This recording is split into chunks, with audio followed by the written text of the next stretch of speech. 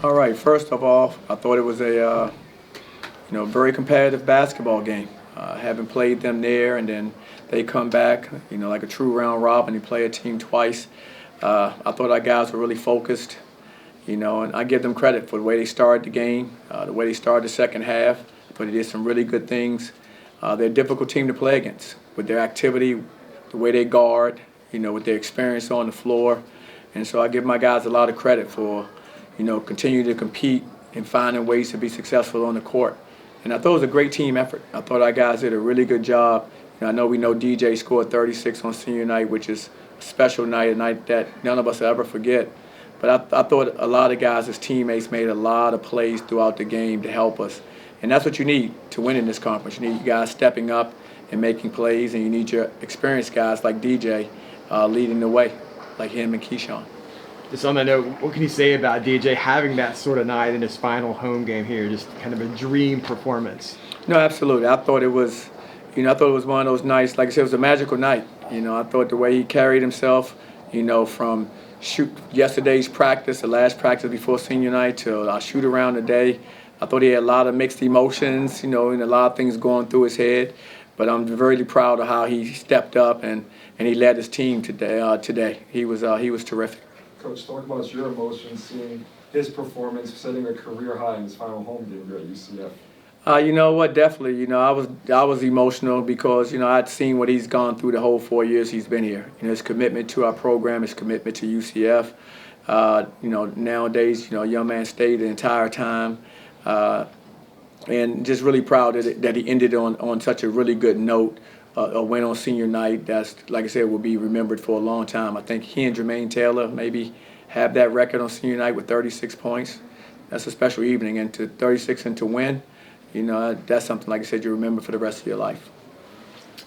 Coach, oftentimes this season you've said that Darius is an extension of yourself on the floor, that he knows exactly what you want. What are you going to miss the most about having him on this team? I know the season isn't over yet, but as it's coming to an end, what will you miss the most about Darius? I'll just miss his competitiveness, his will. I mean, he's a real fiery, feisty player. But I love that about him. I think I said that before because you need that. I mean, he's going to challenge his teammates. He's going to have high expectations for his teammates and for himself. And he's the ultimate competitor. As you see, he gives you pretty much everything he has on the court when he plays. He wears his emotions on his sleeve, and so you can see who he is all the time. And there's nothing fake about that young man. What you see is what you get, and that's the thing I've really enjoyed, watching him, through these 4 years. Coach, you guys went to the half down 5. What was the message coming in the second half that led to that offensive explosion? We just talked about the things we had to clean up. We had to defend better. We didn't think we were defending at the level we needed to in the first half. We gave them, we turned the ball over too many times. They were able to get out, and they're very, very good, scoring off your turnovers. So if you need live ball turnovers, you're going to pay. We learned that from the first game, and we tried to avoid it this game, and they still did it in the first half. I think they had 16 points off of turnovers in the first half. And, they have a 5-point lead, but 16 came off of that. So we were trying to cut that down because we knew that would cut down on some of the opportunities to score. And so that's kind of was our mindset in the second half, and wanted to continue to attack the glass. We thought if we could do that, it would put some pressure on them, and maybe they couldn't get out and run as much.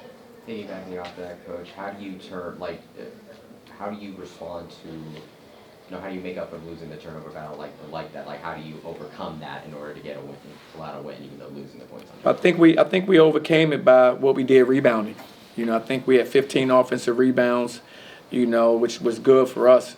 That led to 15 second chance points. So you combine that with, they scored 25 off turnovers, so they got a plus 10 in that area. But I thought that kind of helped combat what they were doing, the fact that we were able to, get second chance opportunities, putbacks, and/or new possessions.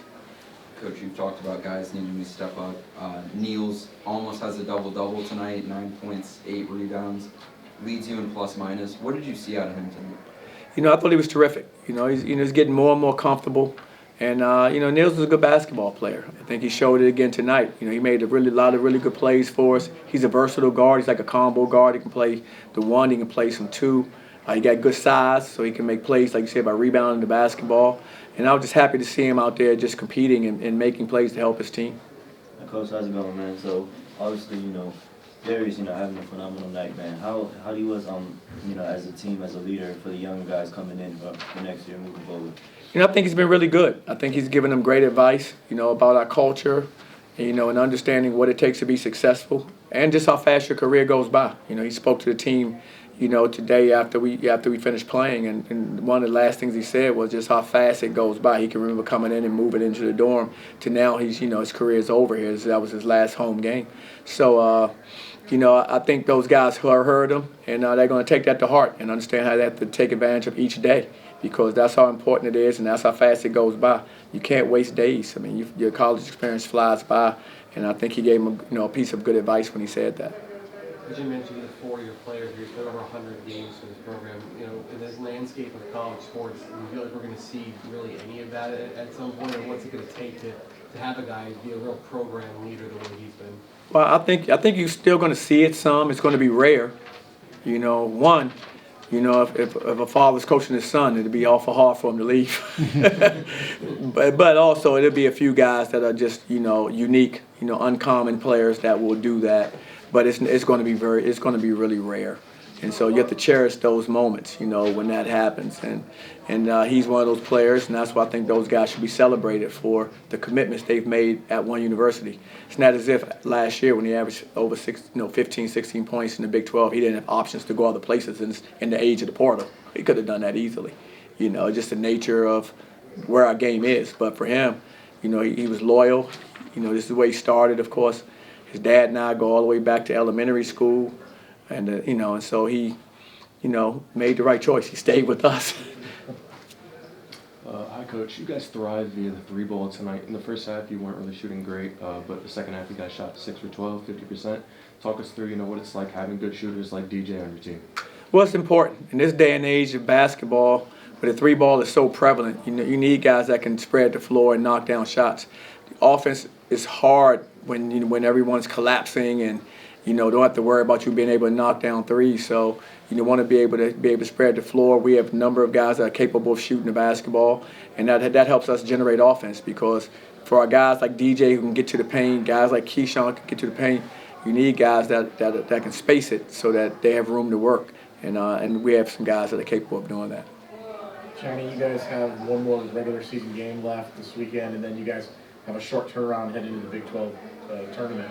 Do you feel like you guys are playing a lot better basketball than you were maybe a month ago? No, absolutely. I think we're playing better for sure. I mean, I thought the TCU game was tough, but you have a game where you go out there, they're very, very good there. They very rarely lose. I think they've lost 3 games all year, in TCU. And we didn't have our best foot forward. I mean, Keyshawn he struggled the most in that game of all the games he's had this season. He goes 3 for 17, 7 turnovers. And that happens with college players, even pros. I mean, you have nights where it's just not your night. And so it's tough to win on the road anyway. And it's really tough to win on the road as one of your best players and your leading scorer is just having a tough night. So, I'm glad we were able to kind of flush it, and that, let that just dwell, day after day. We're able to move on to the next play, which is, Oklahoma State. I think you saw our guys, how we moved on, and that's important because sometimes it just doesn't fall your way. But I thought our guys bounced back well, and we have been playing. I think our last 3 out of 4 games we've won, and I think we've played better during that stretch. Now we have to continue that.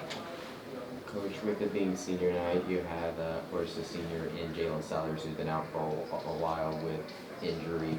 What's his status for right now, and considering his length of time as a medical redshirt an option at this point, or what do you think? Still day to day with Jalen. He hadn't played, so I'm sure a medical red I'm sure a medical red shirt can be, in play for him when that time comes. But right now he's still, day to day. Coach, speaking about injury updates, we saw Mikey Williams on crutches before the game. What's his status, and did he get injured in practice? Yes, he got injured in practice, and he's still, he's going to be out for some games. I mean, I'm not sure when he'll return, but he'll end up being fine. It's just I don't know the timetable of when he would be back. What about Jordan Ivy Curry? I know he's been dealing with something. He didn't dress out tonight. Is he in the same predicament? He's exactly in the same predicament. He's been battling, and to his credit, he's been battling probably for the last 3 or 4 weeks. But right now he's at a point where, he couldn't continue, and so he's going to be out. I'm not sure of his timetable as well, other than to say, day to day, depends on, how it feels. But, we miss those guys. We need everyone. And but I'm glad we've had guys step up like Tyler, like Niels. These guys have stepped up. Dior off the bench at the guard spot that have helped us continue to be competitive. Johnny, when you look at Darius, what do you think his legacy will be here at UCF when it's all said and done? I think his legacy will be more than the wins and losses. I know that. I think he's won more than he's lost here for sure. But, I think he's taken us to, at least one or two NIT tournaments. So he's taken us to postseason, albeit not where, we want to be, of course, an NCAA perennial team. But he's led us to winning seasons. He's the starting point guard that led us into the Big 12, And so I think that's something that you'll remember. And then I think he'll always be remembered in the community for how he's represented UCF.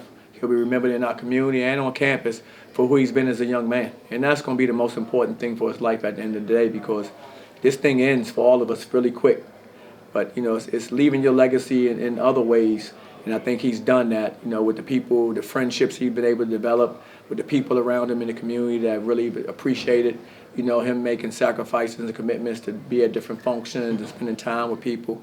So when I see him, I think I see a guy who is leaving his legacy in a number of ways. Coach, you guys haven't won a road game since January 14th. You're 0-6 in that stretch. Now you face a tough West Virginia team. What's it going to take to put together a winning performance in Morgantown? Well, we're going to have to, play well. We have to hopefully get off to a good start. First of all, I think we got to get off to a good start, which means we can settle into the game and then play our style. That's what happens. And sometime on the road, you end up going on the road, and if you get down early or, you turn it over and give them easy baskets, they're feeding off that. They get a lot of momentum. We need to make sure we take care of the basketball, get off to a sound start. Usually taking care of the basketball and rebounding, you give yourself a chance. And so we need to make sure we take care of the basketball, defend and rebound. Coach, on a lighter note, Darius said when he woke up this morning he knew he was going to have a great game. Did you guys talk about maybe him putting up more shots? Did you greenlight him for anything, or did he just take command? No, I didn't.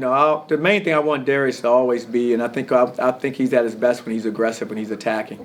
And so I'm always encouraging him to be aggressive and attack, and then play off of whatever happens with that, because he'll make a good decision with the ball, majority of the time. So that's the main thing I try to always impart with him. Just be aggressive, attack, play your game. Don't get caught up in playing. He's not a pure point guard. It's just facilitating. That's not who he is. So you don't have to be. Be the best version of yourself.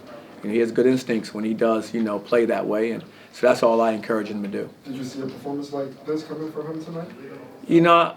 I couldn't say I saw a performance like this coming from him, no. But I was hopeful that, I know what he's capable of. It doesn't surprise me he was able to do this, because I've seen him now for 4 years. And so it doesn't surprise me. I just, you just don't know when it's going to happen. Time for a few more. Coach, we saw the end where Darius subbed you out. Just what was going through your mind when he came up to kind of dap you up there as he was coming up off of the court one last time? Just a special moment, between the coach and the player, and someone I've watched, grow up his entire life. Just to have that moment on senior night, to walk off that floor knowing, hey, we won on our night. It just was a great feeling. It's kind of emotional for me, because I just was really proud of, the effort that he put forth and for us to get that win. Coach, kind of following up on that, you talked about your relationship with Kelvin, and you've seen Darius grow up. What's kind of been this process like with you as Darius's college career comes to an end? Well, he's in a tough situation, no different than my own son was, because obviously we're harder on those guys, in every sense of the word. We're harder on them with what we're doing, the expectations we have for them, because everyone's watching. If it's your son or it's your godson, everyone is, so you're really hard on them. So it's probably unfair to them to some extent, being in those situations, but but both of them been able to handle it. Like Darius has handled it very, very well, and he's led really well, considering the pressures that he's under because of his father and his godfather on the bench coaching him. Two more. How is your son Aubrey, by the way? You mentioned Aubrey. Is he doing good? Or? Aubrey's doing well. Aubrey's playing. Yeah, Aubrey was playing. He's in Germany right now. So he's playing. Yeah, he's enjoying his experience. I just spoke to him a couple of days ago. He was in good spirits. They're doing well. So I'm happy for him. Yeah, I'm good, yeah. Thank you, Coach. Okay, appreciate it. All right, Thanks a lot, guys. Coach. Yeah, he did.